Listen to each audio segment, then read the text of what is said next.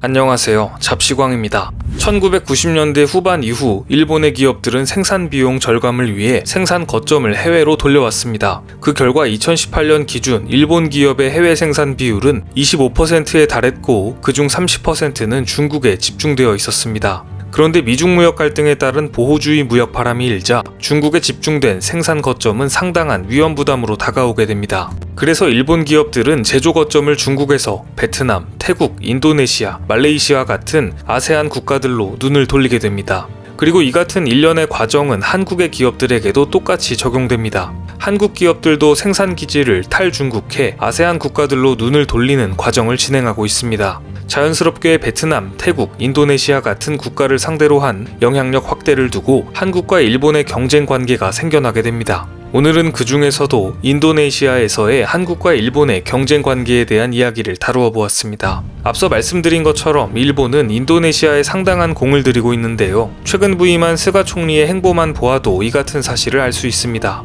NHK의 보도에 따르면 스가 요시히데 일본 총리가 취임 이후 첫 번째 해외 방문국으로 베트남과 인도네시아를 유력하게 검토하고 있는 것으로 전했습니다. 이달 중순쯤 이들 국가를 방문하는 방향으로 일정을 조율하고 있는 것으로 알려졌습니다. 전임자인 아베 전 총리도 지난 2012년 재집권에 성공한 뒤 베트남과 인도네시아를 가장 먼저 방문했었습니다. 스가 총리는 취임 이후 최근까지 미국, 중국, 러시아, 한국 등 주요 국가 정상들과 연이어 전화를 진행해왔습니다. 그리고 첫 번째 외교 방문지로 베트남, 인도네시아, 즉 아세안 순방을 선택한 것입니다. 일본 입장에서 베트남과 인도네시아가 그만큼 중요한 관점에 있는 국가라는 것이 드러나는 대목입니다.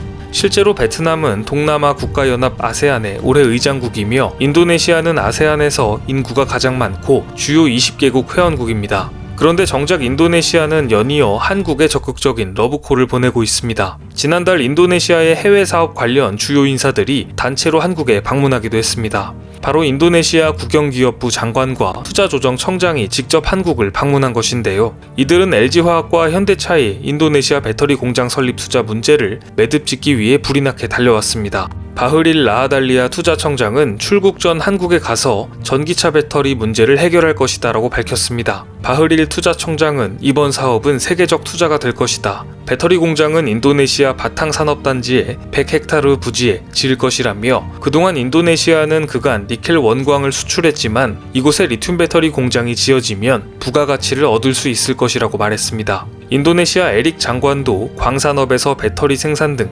사업을 확장해 부가가치를 창출하도록 노력하고 있다며 한국을 방문해 직접 미팅을 가질 것이라고 언급했습니다. 그만큼 인도네시아에서는 이들 사업에 대한 기대감이 매우 큰 것으로 보이는데요. 실제로 사활을 걸고 있습니다. 조코 위도도 인도네시아 대통령도 지난 6월 LG가 내일 당장 들어오고 싶다면 바로 들어오라며 아무것도 걱정할 필요가 없이 우리가 몽땅 지원할 것이라고 언급하며 한국 기업을 향해 두 팔 벌려 환영하는 모습을 보였습니다.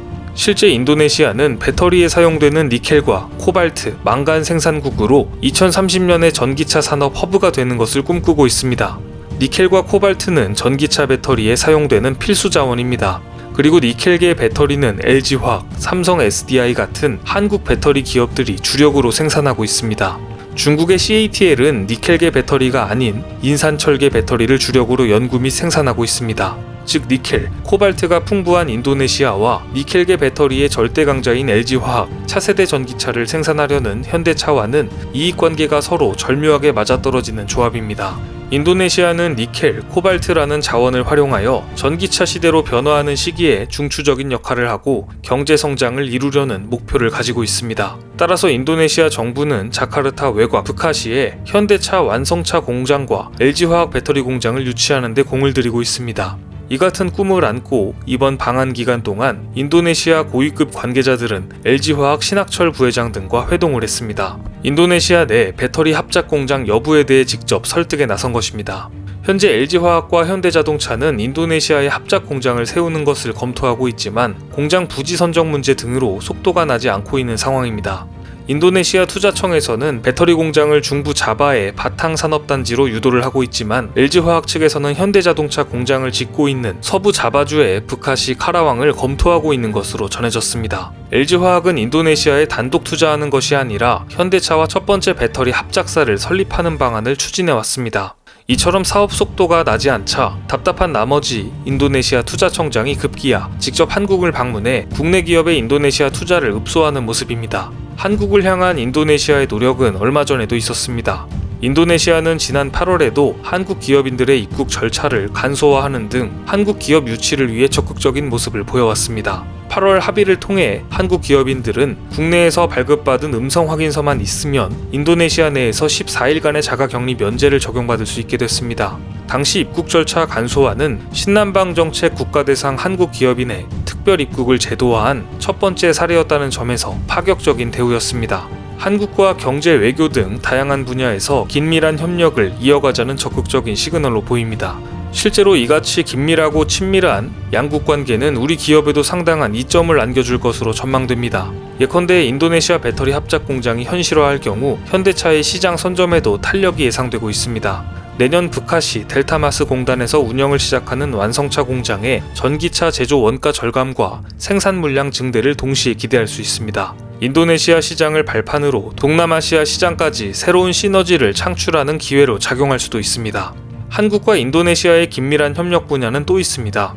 조코 위도도 인도네시아 대통령이 야심차게 추진해온 칼리만탄 섬 동부에 행정수도를 건설하는 프로젝트에 한국 정부가 조력자로 나선 것입니다. 실제로 행복청은 인도네시아 정부와 수도 이전을 위한 업무 협약을 체결하고 아낌없는 지원을 하고 있는 것으로 알려졌습니다. 지난달 국토교통부도 인도네시아 공공사업주택부와 화상회의를 열고 행정수도 이전 경험을 공유했습니다.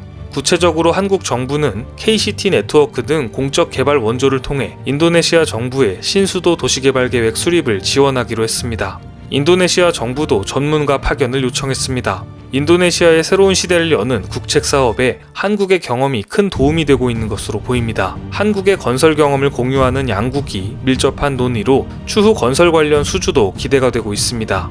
실제 수출로 이어지는 반가운 소식도 들려옵니다. 지난달 열대기후형 전기버스가 국내 최초로 인도네시아로 수출되었다고 합니다. 한국에너지기술평가원에 따르면 한국형 전기버스를 고온다습한 기후에 적합하게 개선해 만든 열대기후형 전기버스가 태국에서 실증을 성공적으로 마치고 인도네시아 시장을 개척했습니다. 이번 수출은 국내 기업의 해외 시장 진출에 모멘텀 역할이 될 것으로 보입니다. 하지만 한국과 인도네시아에는 풀어야 할 과제도 있습니다. 바로 차세대 전투기 공동개발 조건 재협상 문제입니다. 양국은 2015년부터 8조 7천억 원의 사업비를 공동 부담해 2026년까지 차세대 전투기를 개발해 양산하는 방안을 추진해왔습니다. 하지만 인도네시아는 경제 사정이 어렵다며 2017년 하반기 분담금부터 지급을 미뤘습니다. 인도네시아는 KF-X 개발 분담금을 연체 중이며 대우조선해양에 추가로 주문한 잠수함 세척과 관련해서도 계약금 납입 등의 진행을 멈춘 상태입니다.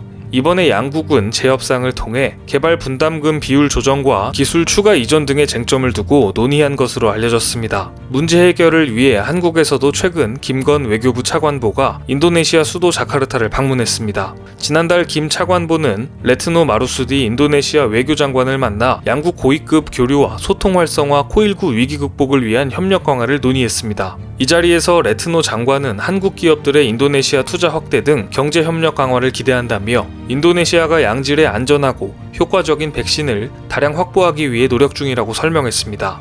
이들은 국방 안보, 방산 분야의 소통 필요성에 공감하고 연내 적절한 시기에 대면이나 화상으로 제1차 외교 국방 고위급 협의 개최를 추진하기로 했습니다. 양국 고위급 회의로 관심과 지지가 높아진 것으로 보입니다. 탈중국이 대세가 된 최근 무역 흐름에서 아세안 국가들은 새로운 생산 기지로 떠오르고 있습니다. 그리고 그 중심에는 한국과 일본의 경쟁이 있습니다. 베트남이나 인도네시아 같은 아세안 국가들의 기회가 있는 만큼 풀어야 할 매듭도 있는 것이 사실입니다. 하지만 분명한 사실은 첨단 기술을 앞세운 한국 기업들이 일본 기업들과 경쟁했을 때 전혀 밀리지 않는다는 점입니다. 한국 기업들이 일본 기업들을 제치고 아세안 시장에서 진정한 승자가 되길 기대해 보겠습니다. 오늘 준비한 소식은 여기까지입니다. 댓글을 통한 여러분들의 많은 의견 기다리겠습니다. 많은 분들의 생각이 모였을 때 진정 가치 있는 지식이 완성될 것입니다. 시청해주셔서 감사합니다.